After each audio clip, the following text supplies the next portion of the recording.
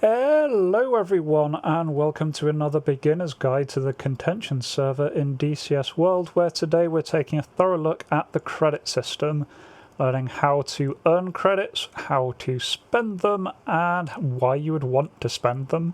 So let's jump in and take a look at this really quite in-depth system. Now, in terms of earning credits, I have been covering these a little bit as we've been going through the other systems, but just want to collect them all here. And so, first of all, you get 1 credit whenever you take down an aircraft. Whether that's an AI aircraft or a player aircraft, you get 1 credit instantly. And you will also receive a bonus credit if you manage to then successfully land. Same with ground kills, you get 1 credit for each ground kill taken out, and 1 extra one for landing. Do also note that these ground kills do count when you're using the FAC artillery system. You still get a credit for ground kills awarded through FAC. Other ones are all tied with the various missions that you can do on the server, so you get 20 credits for every ship that is killed, 10 credits for every airfield HQ that you killed, 5 credits for every depot you kill, 5 for every rear depot building that you kill, 2 credits for every factory building that you kill, 5 for every enemy cargo plane that you shoot down, 5 for every bomber that you shoot down, and 10 if you manage to shoot down a player-spawned supersonic bomber. On top of this, there is an added little bonus if you do manage to land after successfully getting an ace, that is 5 air-to-air kills in a single flight. You'll be awarded a one-off bonus of 15 credits on top of anything that you would have earned before. Now, lastly, when you are landing, as I said, you do get bonuses for your air-to-air and air-to-ground kills. You also receive 1 credit for every 10 minutes of flight time, so you do get a little bit something even if you've had a pretty uneventful flight, just for staying alive and in the air for a certain amount of time. Also worth noting that your landing bonus is doubled if you land on an aircraft carrier, so that can be very valuable if you've had a successful flight and you do want to try the challenge of putting it down on a carrier. So in terms of what you can spend all of these lovely points on, one I have already covered, and that is the Mechanised Infantry system, which you can drop off with helicopters and warbirds. These are generally lighter units, but they don't cost team resources, so they can be very useful. These all work with the same CTLD system, and they're covered in more detail in my CTLD tutorial, so I won't be covering everything back again here. Now, one of the major things that you are going to be using credits for is calling in Airborne Reinforcements. This will spawn a friendly cargo plane at the rear of your territory that will make it over to vertically above the target. Doesn't have to land at the target, just needs to overfly the target, and then it will deploy a unit of your choice if it manages to reach there alive.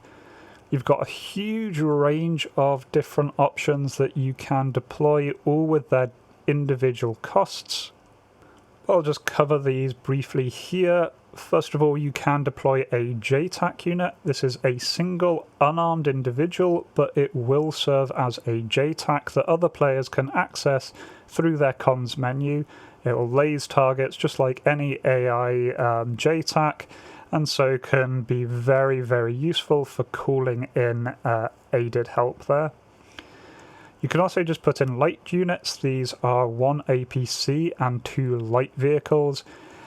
These are pretty good if you just want something cheap at a centre, really useful for capturing an airfield that you've neutralised if you are unable to get your team to drop off troops or vehicles there. A little bit heavier as medium units. This is 3 APCs or IFVs. Same kind of idea, just a little more teeth. Heavy units is more expensive, but includes a main battle tank along with 2 APCs. You can also install EWR if your EWR system has been hit. You can absolutely do this with helicopters, but this list lets you put down an EWR station wherever you like without the need of putting in the CTLD system. After that, you can also put down anti-air units, which are an infrared SAM system, a AAA, and an attending ammo truck. After that, you can put down demolition troops. What these will do is seek out and destroy an airfield bunker. You do just have to make sure that you're putting the marker down right near the air bunker that you want to be destroyed. We'll go over how to actually put down the markers later in the video. After that, you get a scout team. This is a small group of units, basically a mini convoy, very, very light, but can be very useful for harassment.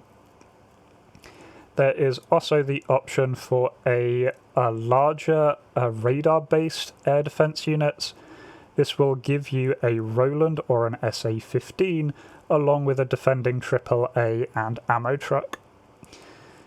You can also put down a full tank platoon. This is 4 main battle tanks to give your team a lot of punch in an area. And you can also deploy convoys. Small convoys deploy 11 vehicles, medium convoys deploy 17 vehicles. These are very expensive but can be incredibly useful if you're wanting to put in a major infantry push, normally supported with the use of the tactical commander slot. Secondly, you can put in some AWACS support. Your team will automatically start with an E3 Sentry AWACS in orbit, but if that does get shot down, you can replace it using the system. Alternatively, you can also call in a smaller, lighter E2 AWACS system.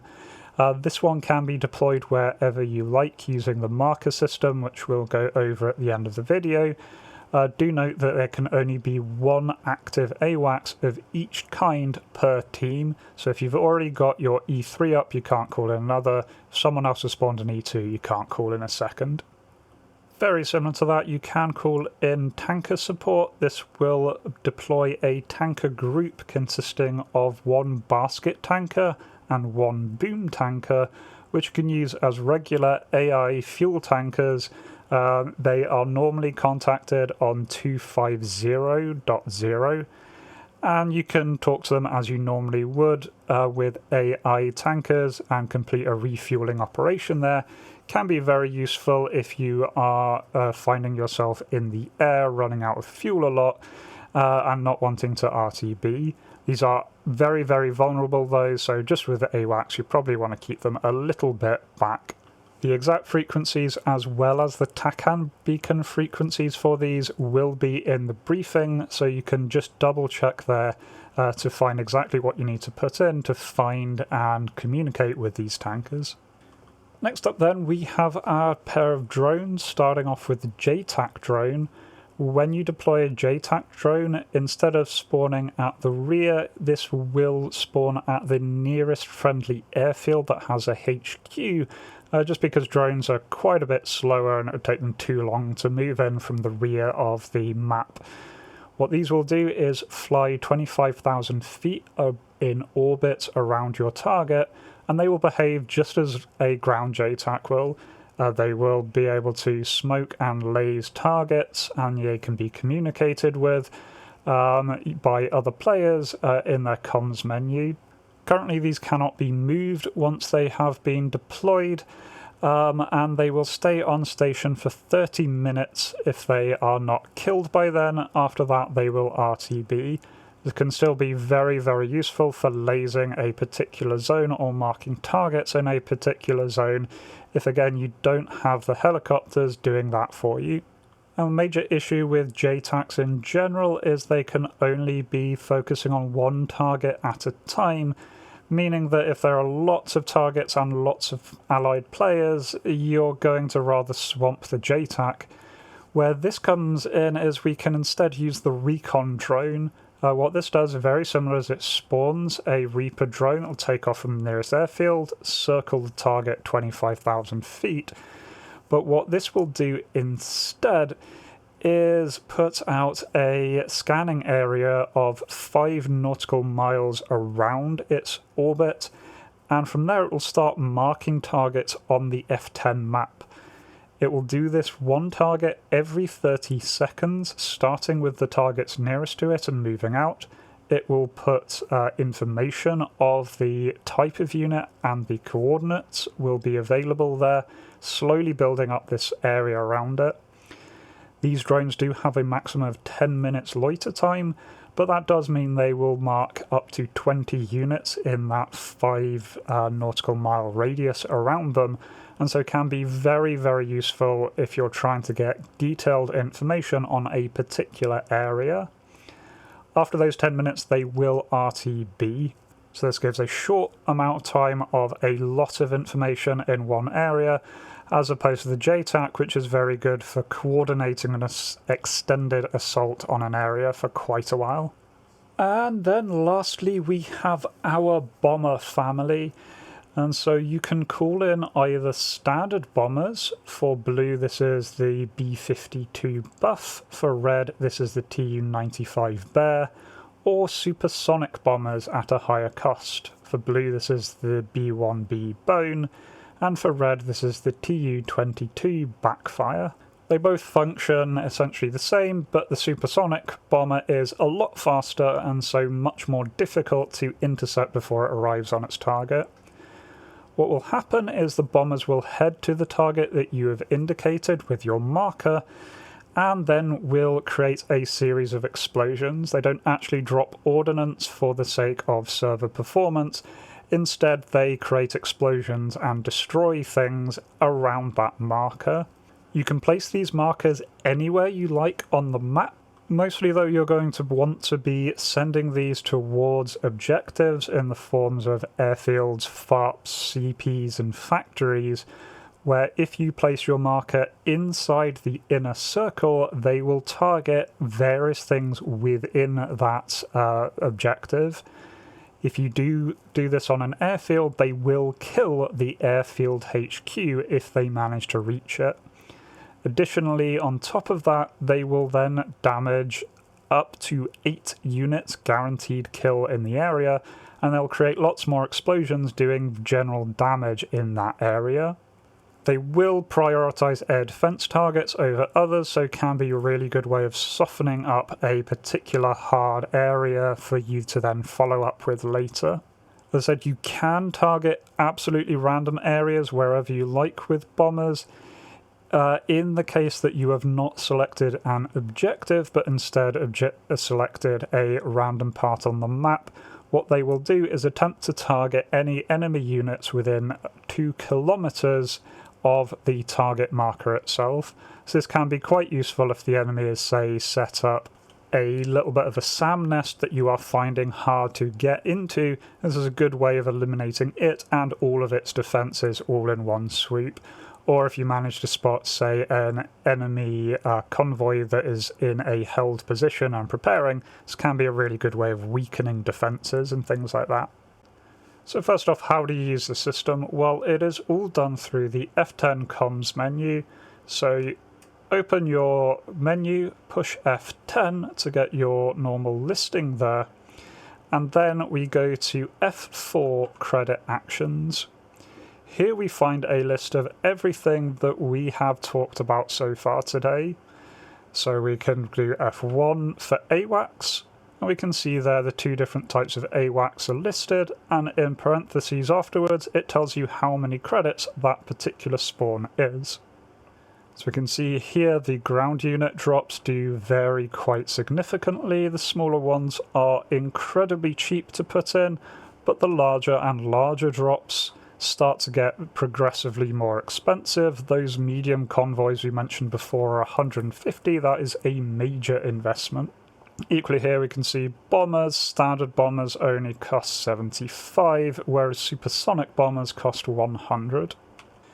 So looking at the map state here, I just popped on just for the sake of testing, and I can see a couple of opportunities here.